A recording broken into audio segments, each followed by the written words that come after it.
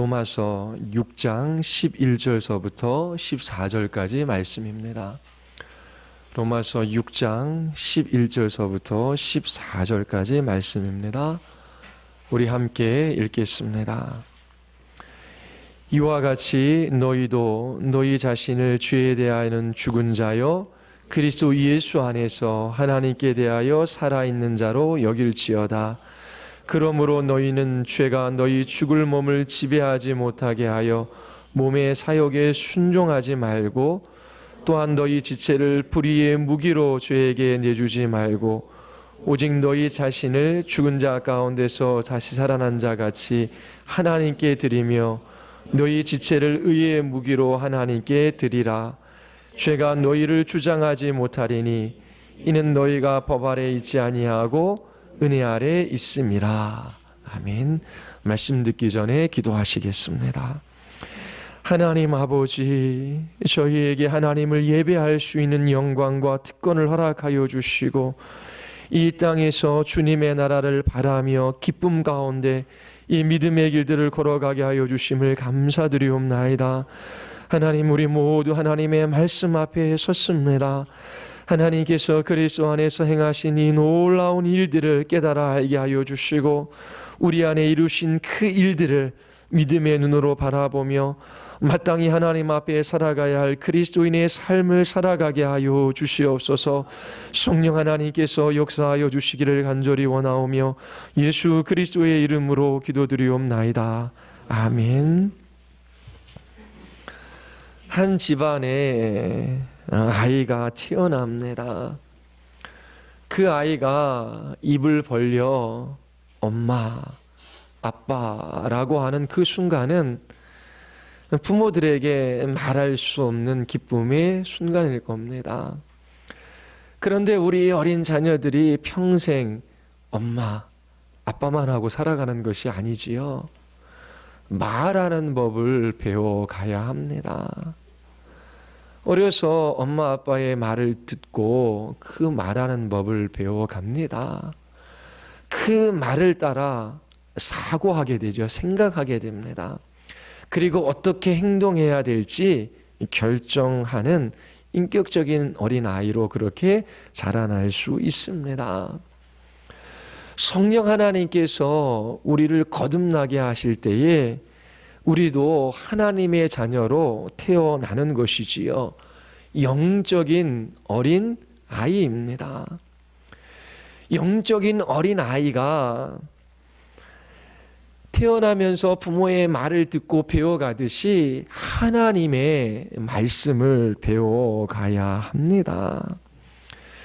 하나님 나라의 백성은 누구이며 어떻게 하나님 나라의 백성으로 살아가야 할지 하나님 나라 백성으로 말하는 법을 배워가야 하는 것이지요. 하나님의 자녀로서 하나님의 말씀을 배워갈 때에 그 말씀을 따라 생각하게 되고 그 말씀을 따라 하나님 앞에 순종하며 살아가는 것입니다. 우리에게 말할 수 없는 소망이 있지요. 우리에게 크고 위대한 소망이 있어야 반드시 이루어질 거예요. 이 소망은 이 땅에서 환난 중 기뻐하게 합니다. 인내하게 합니다. 어떤 소망입니까? 이 세상이 우리에게 주는 것과 비교할 수 없는 더 낮고 영구한 소유, 더 찬란한 그러한 것들을 하나님께서 우리에게 주시겠다라고 하는 약속이죠. 주님의 나라가 우리에게 약속되어져 있어요. 어떤 사람은 10년을 삽니다. 어떤 사람은 30년을 살고 어떤 사람은 90년을 살아요. 10년을 살든지 90년을 살든지 영원한 삶에 비하면 순간에 불과한 것이지요. 이 땅에서의 삶은 영원한 하나님의 나라를 준비하는 삶이에요.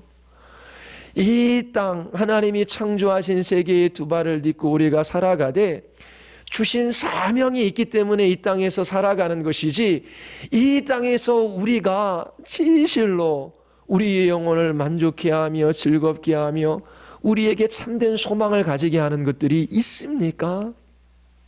그러한 것들은 이 세상에 없어요.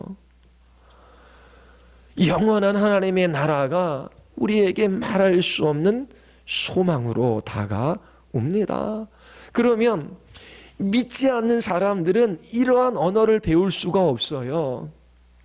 하나님의 나라가 있다라고 하는 것, 새하늘과 새 땅이 이 땅 가운데 이루어진다라고 하는 것, 우리가 부활체의 몸으로 변화되어져 그 주님의 나라에서 주님 앞에 영원한 기쁨과 만족을 누리며 그 하나님 앞에 살아간다라고 하는 것이 불신자들에게는 없는 단어들이에요. 없는 말들이에요. 그들은 생각을 못해요.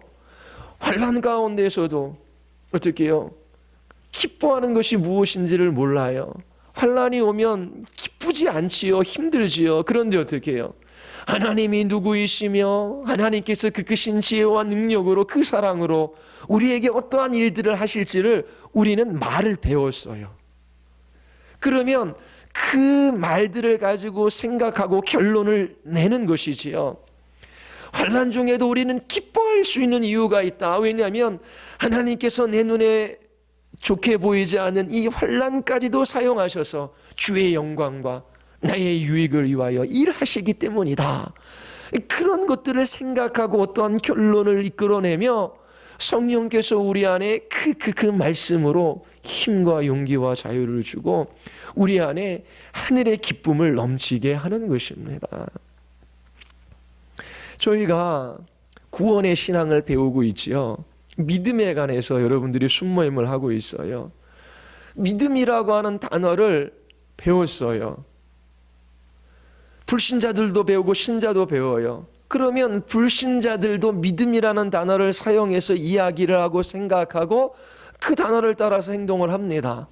그럼 불신자들이 생각하는 믿음이라는 단어와 성경에서 이야기하는 그 믿음이라고 하는 단어는 같지가 않아요. 그런데 이 교회에 와서 믿음이라고 하는 그것이 무엇인지를 배워야지 바르게 생각하고 그리고 자기 자신을 살피고 어떻게 살아가야 할 줄을 아는 것이지요. 성경에서 말하는 믿음은 무엇과 관련이 있다? 구원과 관계되었다라고 배웠어요. 세상에서 믿음이라는 단어는 구원과 관계가 없는 단어예요. 그러면 성경에서 믿음에 관해서 이야기하는데 구원과 관계없는 믿음도 있다라고 하는 거예요. 어떤 믿음이 있어요? 역사 믿음, 역사 신앙, 또 현세 신앙, 현세 믿음, 또 기적 신앙, 이런 게 있다라고 하는. 그리고 어떤 믿음이 있어요? 구원과 관련된 믿음, 구원의 믿음이 있다라고 하는 거예요. 그러면 살펴야 되는 겁니다. 우리가 믿는다라고 했을 때 믿음에 대한 내용이 있고 믿음에 대한 경험이 있고 그리고 그 믿음을 따라 살아가고자 하는 의지가 있을 거 아니에요. 그러면 내 안에 있는 믿음이 어떠한 믿음인지 봐야 되는 거예요. 내 안에 구원에 이르는 이 믿음이 무엇인지를 모르겠다라고 하면 복음 앞에 서서 어떻게 해요?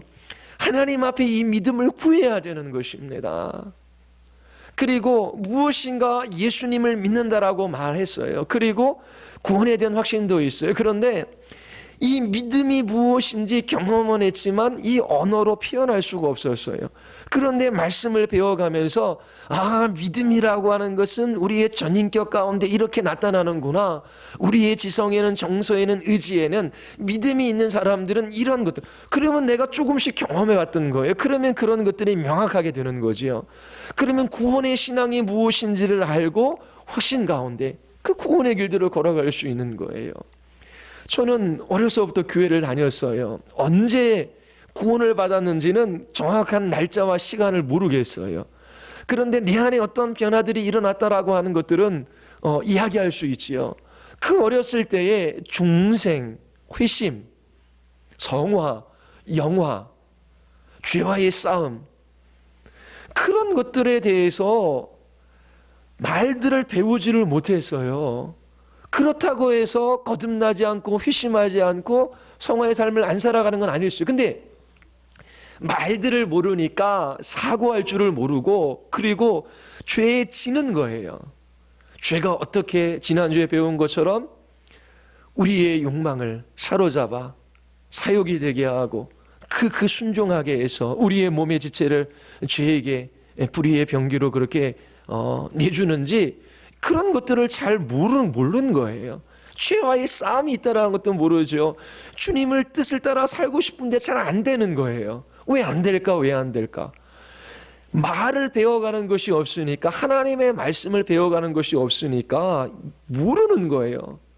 그러니까 넘어지고 질 수밖에 없지요. 다람쥐 쳇바퀴를 돌듯이 제자리 걸음 같고, 그리고 나는 왜 이렇게 살아갈 수밖에 없나, 자책감도 되고 후회도 되고 낭망도 되고 그렇게 되는 거예요.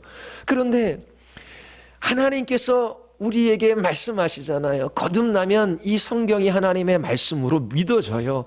그리고 말씀이 들리기 시작해요. 그리고 그 말씀에 순종하고자 하는 욕구가 있어요.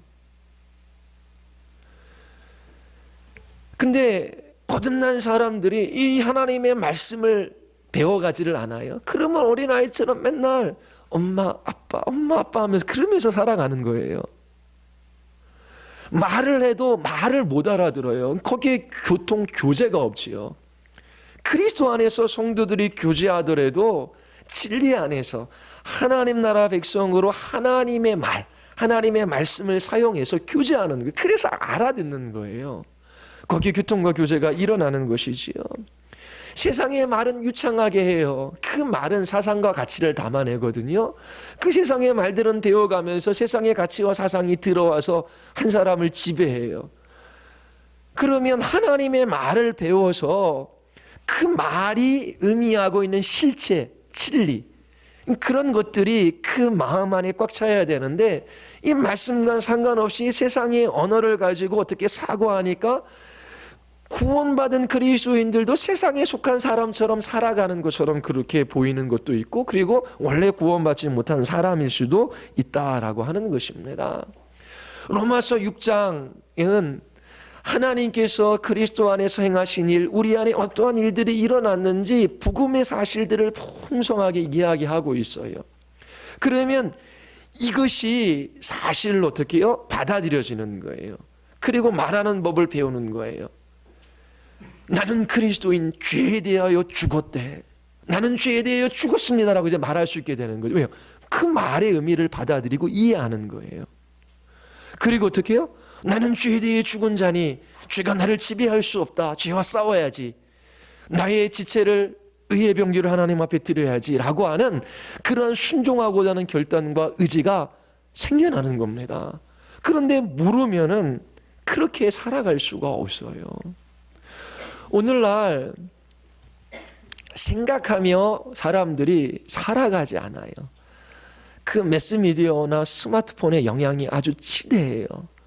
저는 뭐 차가 있으니까 전철 탈 기회가 별로 없는데, 전철을 딱 타면 예전에 신문 봤어요. 사람들이요.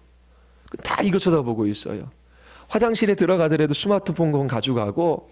그러니까 이 청소년 중고등학교 학생들도 이게 계속해서 이 사고하는 거, 학교 공부하는 것도 계속 주입식에 외우고 암기하고 계속 그렇게 하지요. 이것도 그냥 이미지들이 그냥 확 들어와요. 그러니까 가만히 앉아서 생각하고 묵상하고 이 진리를 알아가는 그런 일들이 너무나 힘든 거예요. 그러니까 교회에서도 들고 뛰고 찬양하고 그냥 열렬하게 기도하는 건 할 수 있어요. 시키면 훈련될 수 있어요. 그런데 이 하나님의 말씀을 배워가는 이 일은 무겁고 힘들고 어려운 거예요.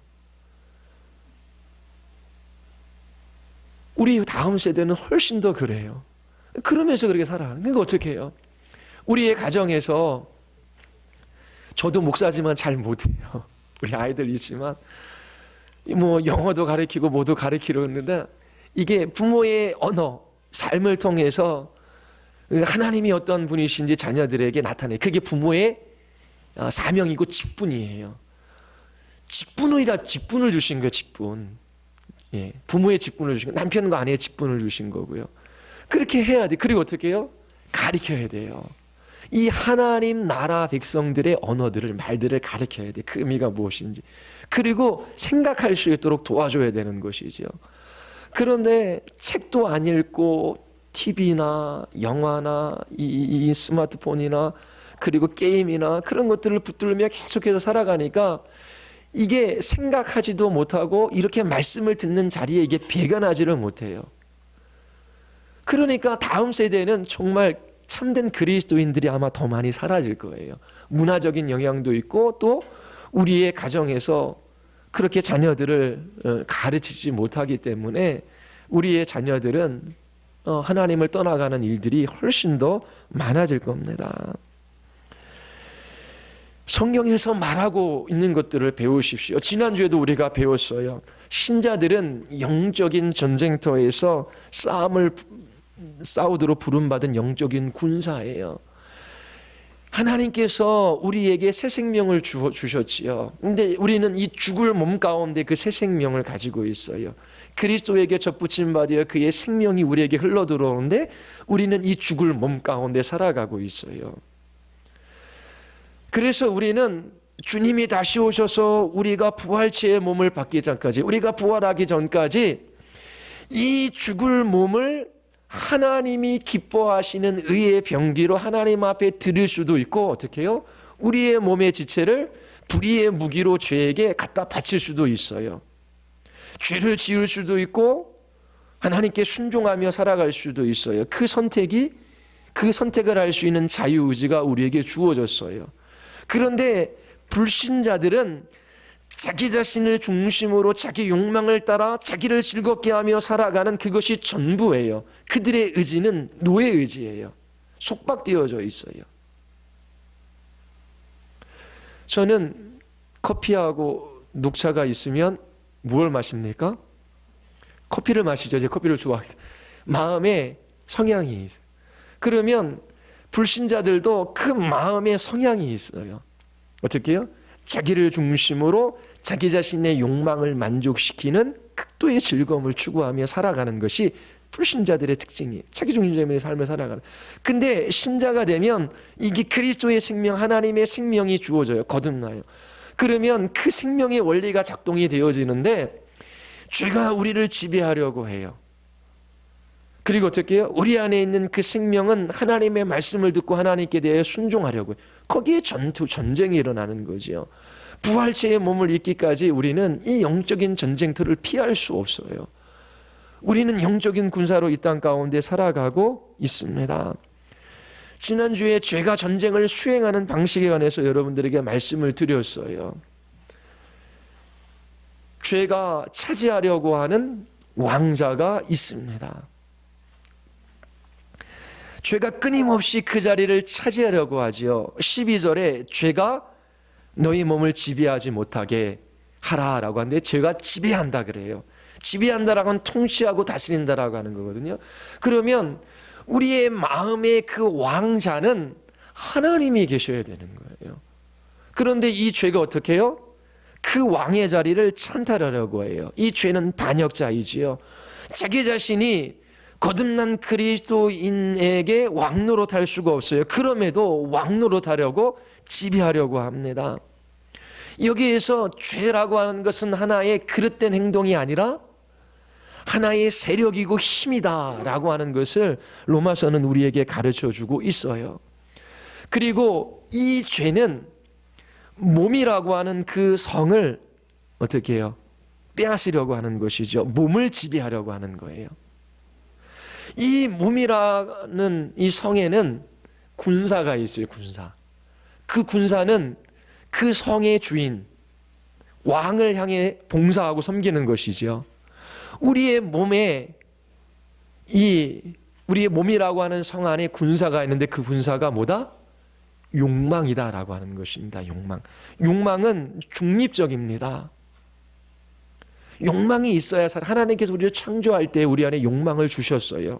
먹고자 하는 욕망이 있기 때문에 우리가 먹는 거예요. 그래서 욕망은 중립적인 거예요. 좋고 나쁜 것이 아니라 하나님께서 우리에게 주신 그 욕망이 있어요. 그런데 죄는 이 몸 안에 있는 군사인 이 욕망, 이것을 포섭해서 자기 편을 만들어 버리려고 하는 거예요. 자기에게 충성하는 종이 되게 하는 거예요. 그래서 그 욕망이 죄에게 사로잡히게 되면 자기 자신이 섬겨야 할 왕을 배신하는 배신자가 되는 것이지요. 죄가 이 욕망을 포섭하는 방법은 속이고 유혹하는 거예요. 그리고 때로는 강압하는 것이지요. 이 중립적인 욕망이 죄의 유혹에 넘어가면 어떻게 돼요? 사욕이 되는 것입니다. 너희 죽을 몸을 지배하지 못하게 하고 몸의 사욕에 그러지요. 사욕. 이 사욕을 다르게 표현하면 악한 욕망입니다. 이 사욕이 우리 안에 불붙듯 일어나고 우리는 어떻게 해요? 그 욕망에 순종하게 되는 일이 일어나는 것이죠. 몸의 사욕에 순종하지 말고는 순종할 수 있다라고 하는 거잖아요. 그리고 이 몸이라는 성 안에 무기가 있어요. 군사들이 사용하는 무기. 그 욕망이라는 군사들이 사용하는 병기가 있어요. 그게 뭐예요? 지체라고 하는 것이에요. 지체. 여기서 몸이라고 하는 것은 단지 우리 육체만을 의미하는 게 아니라 우리의 지성, 우리의 정서, 의지, 전 인격을 포함한 것을 몸이라고 가리키는 거예요. 그러면 죄가 우리의 상상력이라고 하는 지체를 사용해서 불의의 무기로, 왜 생각으로도 범죄하잖아요. 그렇죠? 그렇게 사용할 수 있어요. 이처럼 성 안에는 욕망이라는 군사가 사용할 수 있는 무기가 있어요. 그런데 이 욕망이라는 군사가 죄에게 포섭되면 이 몸의 지체, 이 무기를 어떻게 해요? 불의의 병기로 죄에게 내어주는 거예요. 그런데 어떻게 해요? 우리 그리스도인들의 그 마음의 왕자에는 누가 계셔요? 하나님이 계시는 거예요. 그래서 그리스도인들은 그 몸의 지체를 불의의 병기로 죄에게 내어드리지 말고 너희 자신을 죽은 자 가운데서 다시 살아나는 것 같이 하나님께 드리며 너희 지체를 의의 무기로 하나님께 드려라 그러잖아요. 우리의 왕이신 하나님 앞에 우리의 지체를 의의 무기로 드리라라고 하는 것입니다. 이 싸움이 그리스도인들에게는 있는 거예요. 예를 들어서 쉬고자 하는 욕망, 나쁜 겁니까? 좋은 겁니까? 나쁜 게 아니죠. 그렇죠? 쉬어야지 일을 하잖아요. 일 중독에 빠져서 쉬고자 하는 욕망이 없이 일하고자 하는, 그러면 과로사합니다. 쉬어야 돼요. 그러면 직장에서 열심히 주님이 주신 사명을 따라 일을 했어요. 그런데 어떻게 해요? 죄가 이 쉬고자 하는 욕망을 속입니다. 야, 새벽에 기도하는 거, 어저께도 늦게 잤는데 오늘 자자. 뭐 말씀 그 배우는 거 피곤하면 읽으면 뭔 말도 모르는데 그냥 읽지 말고 TV나 보자. 그리고 주말이면 어떻게? 야, 뭐 우리 뭐 축구 경기, 야구 경기나 보러 가자. 그러면서 마땅히 하나님 앞에 우리의 지체를 의의 무기로 드려야 되는데 그렇게 하지 못하도록 우리의 욕망을 어떻게 쉬고자 하는 욕망을 사로잡아요. 그러면 어떻게 해요? 더 먹고 더 놀고 더 자고 그렇게 이 사악한 이 악한 욕망은 우리의 지체 우리의 몸을 불의의 병기로 죄에게 내어주게 되는 것이요. 죄는 하나의 세력으로 큰 전략을 가지고 있는데 그 목표가 뭐냐면 우리를 하나님께로부터 멀어지게 하는 거예요. 여기에 모여있는 모든 사람들이 저는 정말 거듭난 그리스도인이기를 바라요. 그리고 그렇게 믿고 싶어요.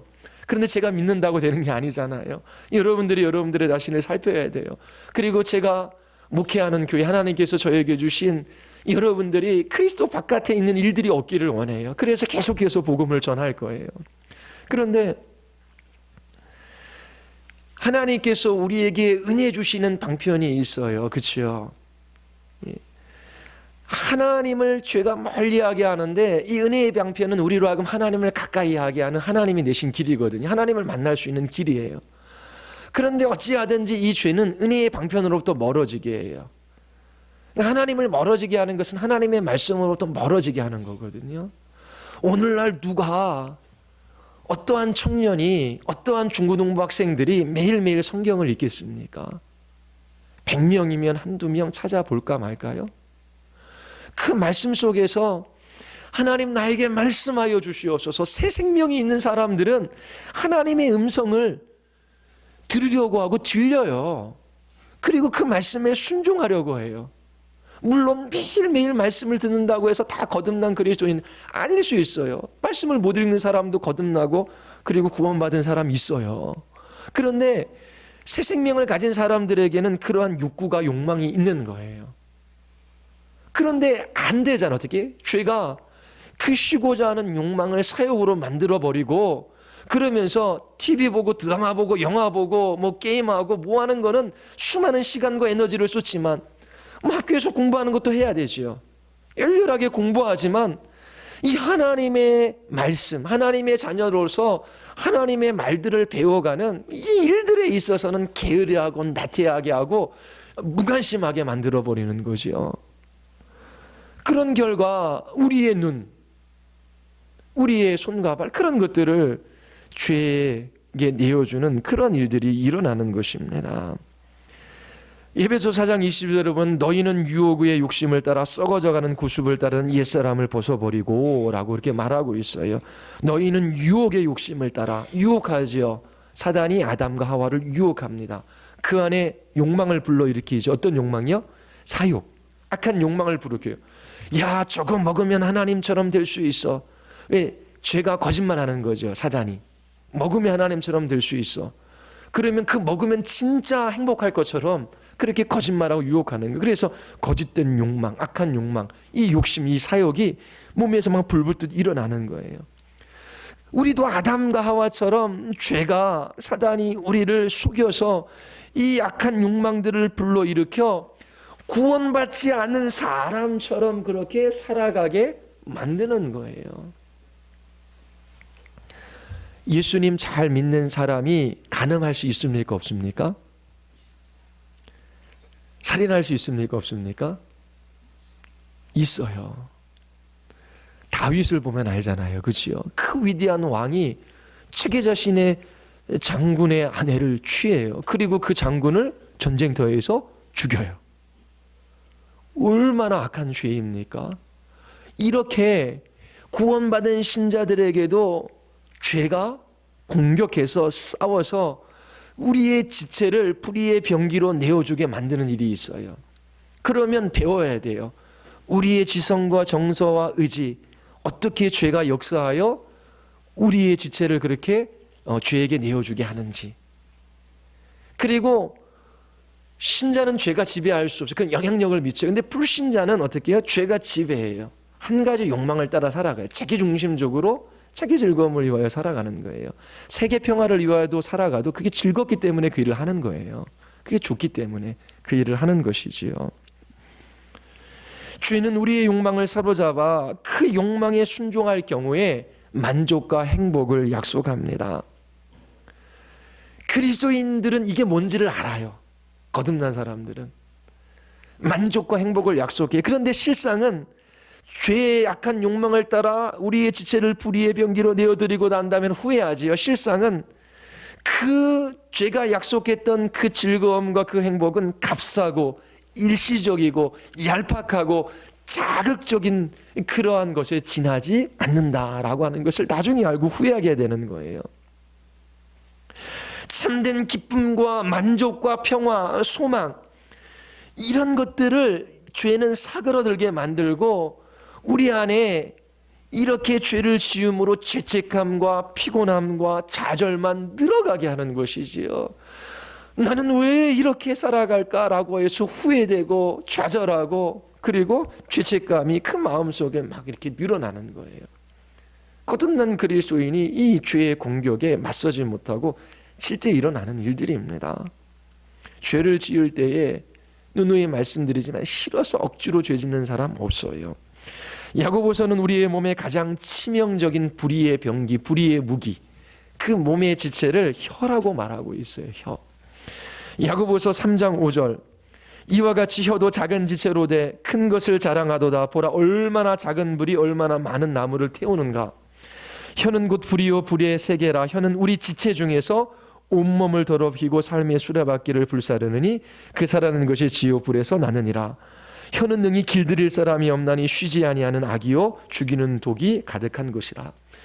몸에 많은 지체 중에 이 혀가 얼마나 우리의 몸을 더럽히고 우리의 몸을 불사르게 만드는지 야고보 기자가 이야기하고 있어요. 우리의 혀가 욕망이라고 하는 군사에게 붙들려 불의의 무기로 사용되어질 때 이런 엄청난 일들이 일어난다는 것을 말하고 있어요. 그래서 이 혀의 말, 이 그리스도인으로서 말하는 법들을 배워가야 되는 거예요. 부부, 제가 주례한 부부가 뭐 한 20여 쌍 되는 것 같아요. 근데 이혼하겠다고 전화하는 부부도 있어요. 가서 때려줄 수도 없고 네? 가르쳐줘도 잘 모르고 네? 그게 뭐냐면 대부분 80% 90%는 말 때문이에요. 말 때문에 네? 막 상처내고 모욕하고 자기 방어하고 공격하고 나는 옳고 당신은 그르고 그러면서 그 말이 온몸을 불살라서 폭력을 행사하게 하고 그러면서 갈라지게 만드는 그러한 엄청난 일도 일어나는 거예요. 죄는 우리의 몸의 왕자를 차지하려고 공격합니다. 어떻게 공격해? 우리의 욕망을 사로잡아 몸의 지체를 불의의 무기로 사용하게 되는 거예요. 이 죄와 싸워야 되는 거예요. 자, 그러면 오늘은 잠시 어떻게 이 죄와의 싸움을 싸울 것인가, 싸우는 방법 몇 가지 여러분들에게 말씀을 드릴게요. 지난주에 말씀드렸어요. 세상 사람들도 죄 안 지려고 해요. 죄 안 지려고 하는 건 뭐예요? 의지적인 선택이에요. 안 돼라고 하는 거예요. 근데 신자들은 먼저라는 단어를 생각하죠. 먼저 자기 자신의 의지를 올곧게 해서 안 돼라고 말하는 것이 먼저가 아니에요. 그리고 어떻게 해요? 그럼 우리의 행동을 고치려고 하는 그것도 아니에요. 우리 안에 욕망이 있잖아요. 그래서 불교 같은 데는 이 욕망을 죽이려고 해요. 근데 그리스도인의 죄와의 싸움은 이 욕망과의 싸움이 아니에요. 왜요? 욕망을 사로잡는 죄가 있는데 불교는 이 죄를 몰라요. 욕망과의 싸움, 자기의 욕망과의 싸움이에요. 근데 어떻게 해요? 이 죄의 세력이 이 욕망을 사로잡아 사욕을 만드는 거잖아요. 그러면 이 죄와 싸워야 되잖아요. 근데 죄와 싸우기 전에 먼저 싸워야 될 것이 있다라고 말씀을 드렸어요. 그게 뭐예요? 하나님께서 예수 그리스도 안에서 우리를 위하여 하신 일, 우리에게 일어난 일들이 무엇인지를 배워야 돼요. 알아야 돼요. 이게 복음이에요. 하나님께서 죄인들을 구원하시기 위하여 놀라운 일들을 행하셨어요. 우리 안에 일어난 일들이 있어요. 이 복음을 근거로 해서 우리는 죄와의 싸움에서 승리할 수 있어요. 우리가 죽을 몸을 입고 살면서 죄와의 싸움에서 승리할 수 있는 것은 그리스도께서 이 죄를 이기셨기 때문이에요. 그리스도께서 이기셨기 때문에 우리도 이길 수 있지, 그리스도 없이 우리가 죄와 맞붙어 이걸 싸울 수 없어요. 불교처럼 맞붙어서 자기의 사욕과 싸워서 무아지경에 이르는 그러한 삶을 살아가 그러는데 그렇게 할 수가 없어요. 자, 그러면 복음이 무엇입니까? 첫 번째로 그리스도께서 우리의 죄를 위하여 십자가에서 죽으셨다라고 하는 거예요. 왜 죽으셨어요? 죄가 없으신 분이시잖아요. 믿는 우리들의 죄값을 대신 담당하신 것이지요. 그래서 믿는 그리스도인들에게는 정죄함이 없어요. 그리스도께서 피 흘리심을 받아 하나님의 진노를 가라앉히셨습니다. 믿는 우리들은 더 이상 하나님의 진노와 심판 아래 있지 않아요. 정죄함이 없어요. 이 죄의 형벌로서부터 우리는 자유하는 것이죠. 이 자유 가운데 죄와 싸울 수 있는 거예요. 죄책감에 짓눌려서 싸우는 게 아니에요.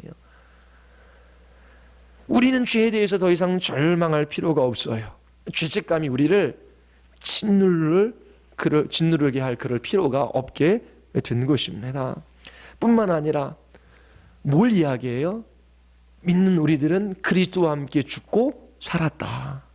우리 옛사람이 그리스도와 함께 십자가에 못 박혔어요. 우리는 그리스도와 함께 죽었다라는 그게 사실이에요. 하나님께서 믿음과 함께 생명을 주시면 이 사실이 마음속으로 들어오는 거야. 나는 죽었다. 그리스도와 함께. 나의 옛사람은. 그리스도와 함께 죽고 다시 산다라고 하는 것은 중생, 거듭남입니다. 예수님을 믿는 사람들에게 이런 일들이 일어나는 거예요. 우리의 마음 안에 하나님의 생명이 심겨져서 이제 새 생명의 원리가 작동하게 되는 거예요. 식물은 식물의 생명이 있기 때문에 식물의 자태를 나타내고, 동물은 동물의 생명이 있기 때문에 본능을 따라가는 동물의 자태를 나타나잖아요. 인간은 태어나면 인간의 생명을 가지고 태어나기 때문에 인간으로 살아가요. 그런데 우리가 거듭나면 하나님의 생명을 받아서 어떻게 해요? 예수 그리스도가 어떠한 분이신지 하나님의 백성으로서의 그 모습을 드러내며 살아가게 되는 것이지요. 이게 사실이에요. 나는 죽고 그리스도와 함께 다시 살았어요. 새 생명이 주어졌어요. 그래서 우리는 그리스도와 함께 살아난 사람으로 새 생명 가운데 행할 수 있게 된 것이지요. 새 생명 가운데 행하는 그 삶만이 의미가 없어요. 거듭나지 못한 사람, 하나님 없이 살아가는 사람은 무의미한 삶을 살아가는 것입니다. 자기 자신의 욕망을 만족시켜서 최고의 즐거움을 누리려고 하는 것이 그 인생의 모든 의미예요. 예수님 믿는 삶은 유일하게 의미 있는 삶입니다. 영혼을 잇대며 살아가는 삶이에요. 예수 믿지 않는 삶은 무의미한 삶을 살다가 영원한 형벌을 받을 수밖에 없어요. 그 죄값을 받아 멸망받을 수밖에 없어요. 여러분들의 부모님들 생각해 보십시오.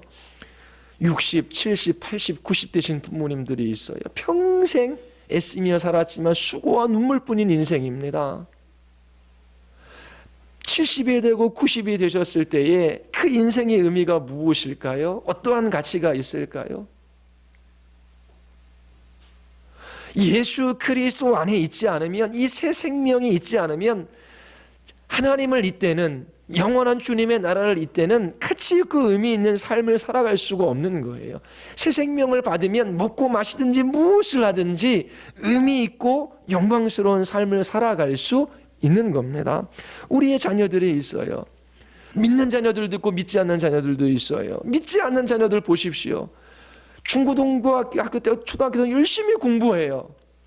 자기 자신의 욕망을 이루어 보려고 하는 것이지요. 열심히 공부해요. 대학교에 들어가요. 그 다음에 뭐예요?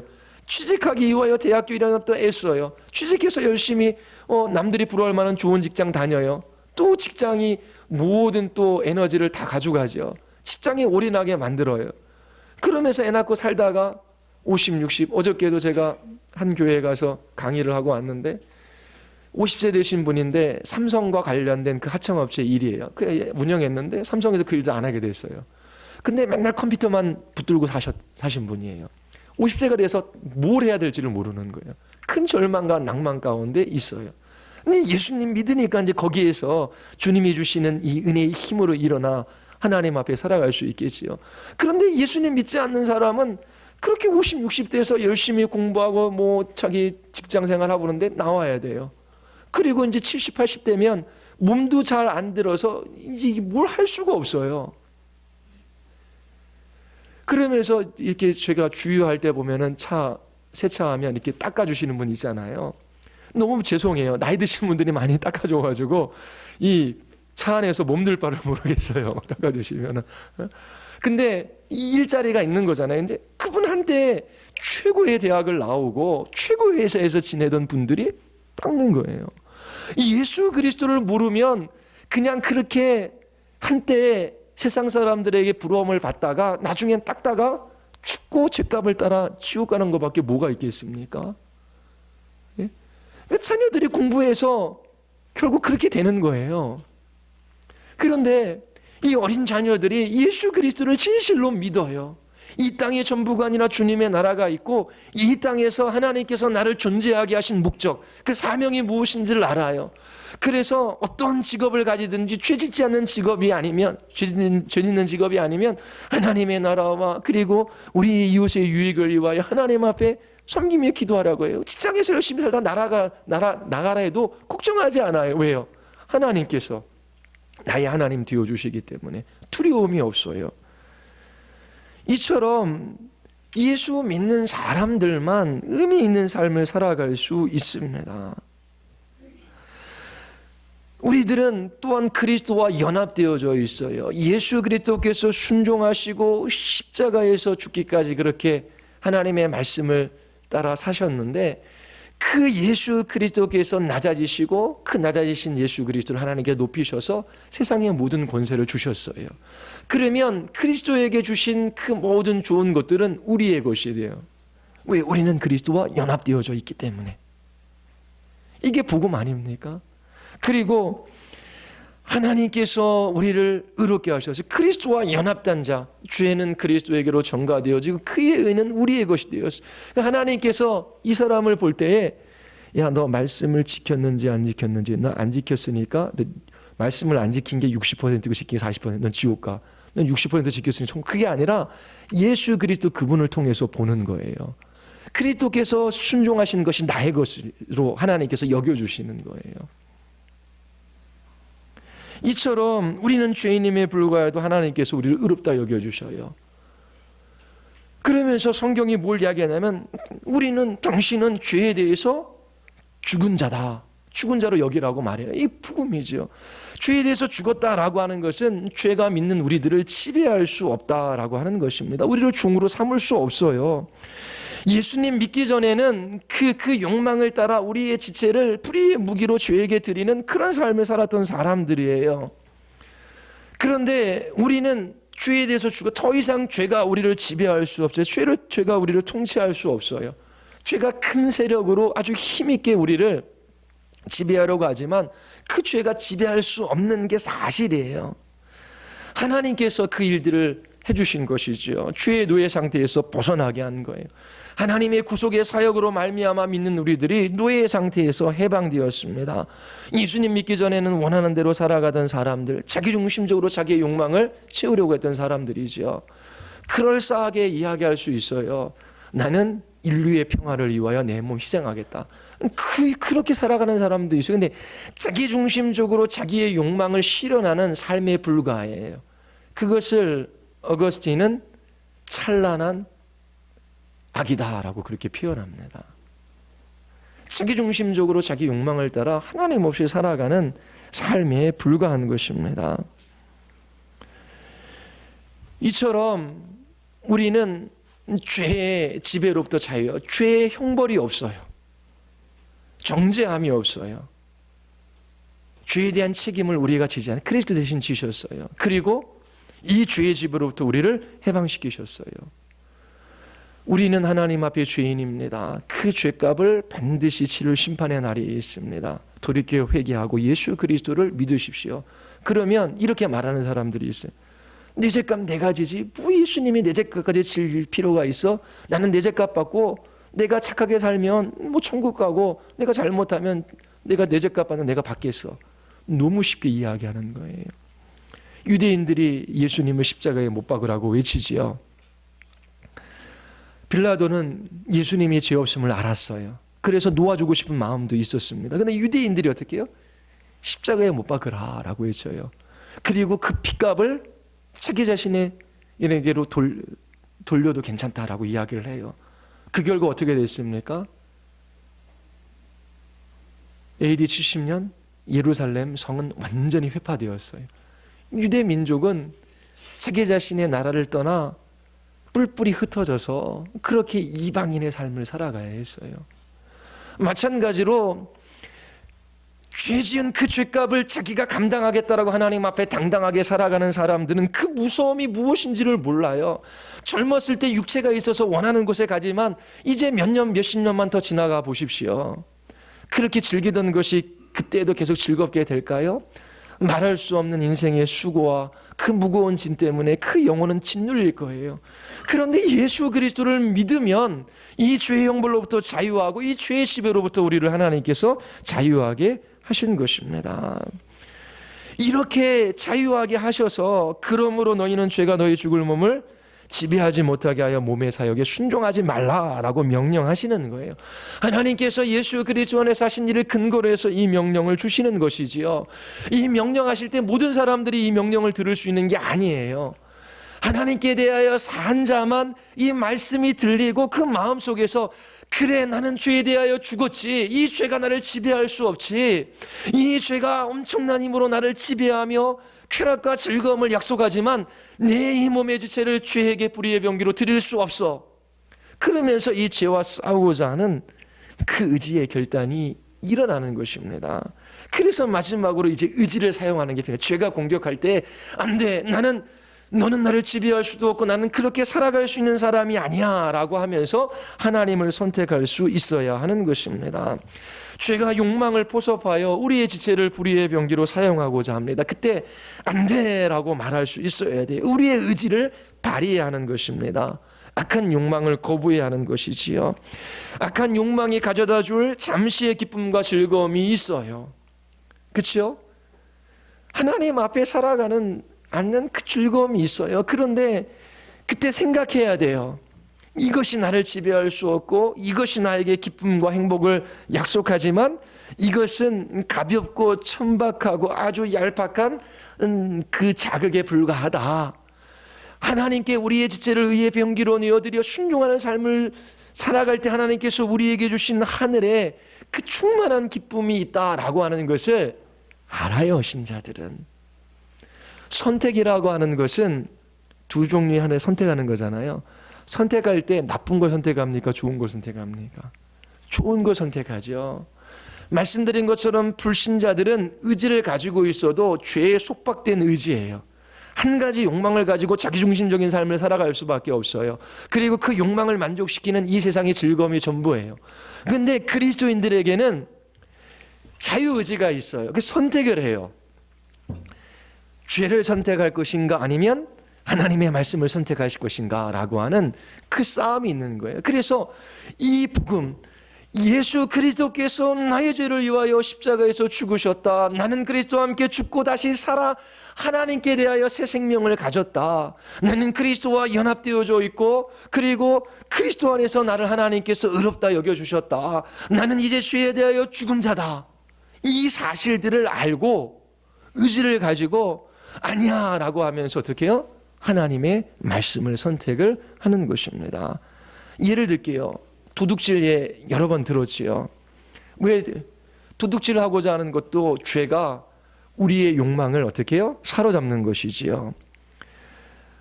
공장을 하든 물건을 만들어 파든 자기가 일한 것보다 더 엄청난 이윤을 남겨서 파는 것도 도둑질이에요. 그런데 말하죠. 사람들은 최고의 이윤을 남기는 것이 최고의 행복이다. 그러면서 죄가 우리 안의 욕망, 더 적게 일하고 더 수고하지 않고 더 많은 이익을 얻을 수 있는 것은 지혜로운 삶이다. 그러면서 불법도 행하고 불의도 행하고 그러면서 어떻게든지 어떻게 해요? 더 많은 소유를 얻으려고 해요. 왜요? 그것이 행복을 보장하니까요. 죄가 얘기하죠. 야, 돈이 있으면 행복해. 돈이 있으면 그 의지하면 두려울 게 없어. 그러니까 어떻게 해요? 도둑질하게 되는 겁니다. 탐심이 불러일으키는 거예요. 하루 종일 일하는 것보다 적게 일하고 많은 것을 얻는 것이 좋은 것이라고 그렇게 유혹하는 것이지요. 그런데 그렇게 하나님께 주신 직업적 소명을 가지고 하나님을 섬기며 또 이웃의 유익을 위해 살아가는 그 모든 것들을 내어 버리는 것입니다. 그러면 이 도둑질하고자 하는 욕망으로부터 자유하게 하는 진리가 있어요.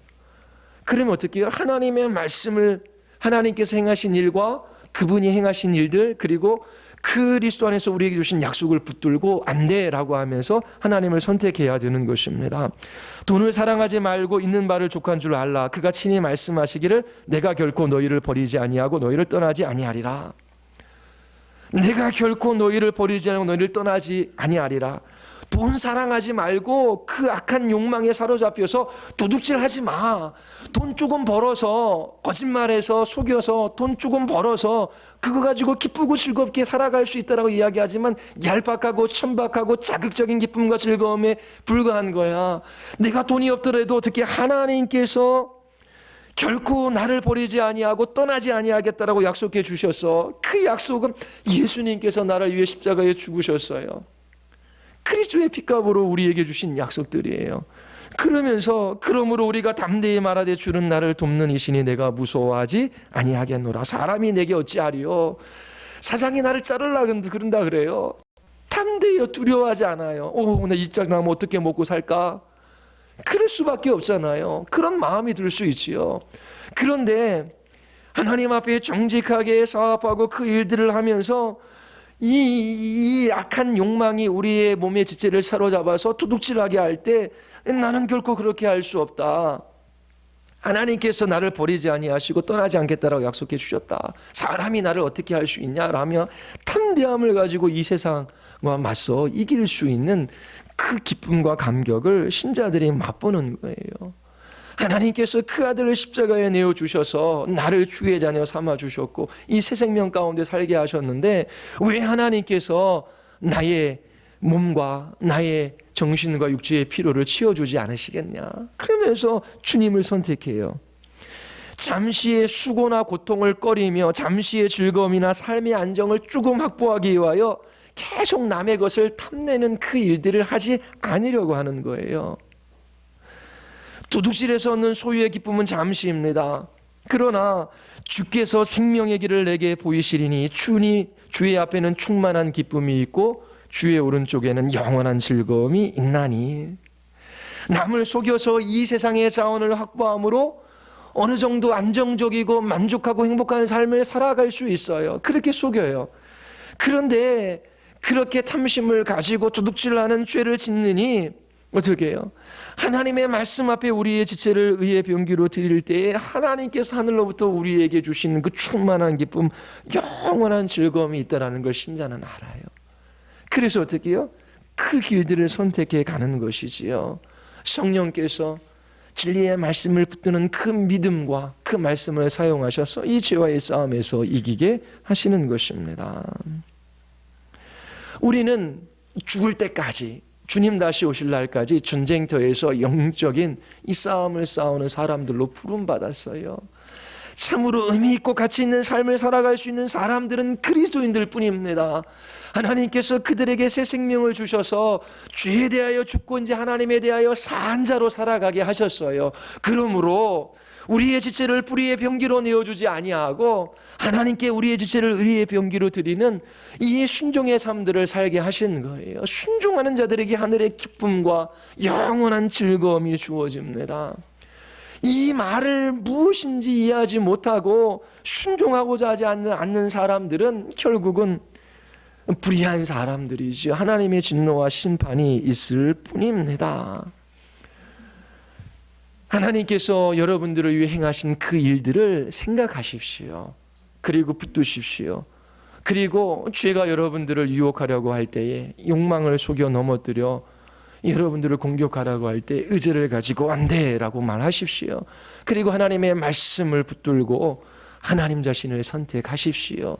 충만한 기쁨, 영원한 즐거움이 그 새 생명의 길을 걷는 신자들에게 있습니다. 여러분들이 이러한 삶들을 살아갈 수 있게 되기를 바랍니다.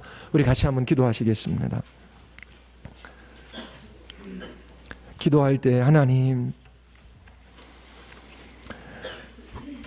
구원의 은혜가 없는 사람, 여전히 자기 자신의 욕망을 따라 그렇게 자기 자신을 만족해 하는 그러한 헛된 삶을 살아가는 사람들은 돌이켜 회개하고 하나님의 말씀 앞에 서게 하시고 또 하나님 예수 그리스도를 믿는 믿음을 주셨지만 너무나 연약하고 무지하고 부주의하게 저희들이 죄책감과 좌절감과 그리고 비참한 가운데 살아간다면 하나님 이 복음을 다시 한번 우리 안에 기억나게 해주시고 이 주님의 말씀에 순종하며 살아갈 수 있는 힘을 허락하여 주시옵소서. 우리 같이 한번 우리 하나님 앞에 우리 기도하시겠습니다.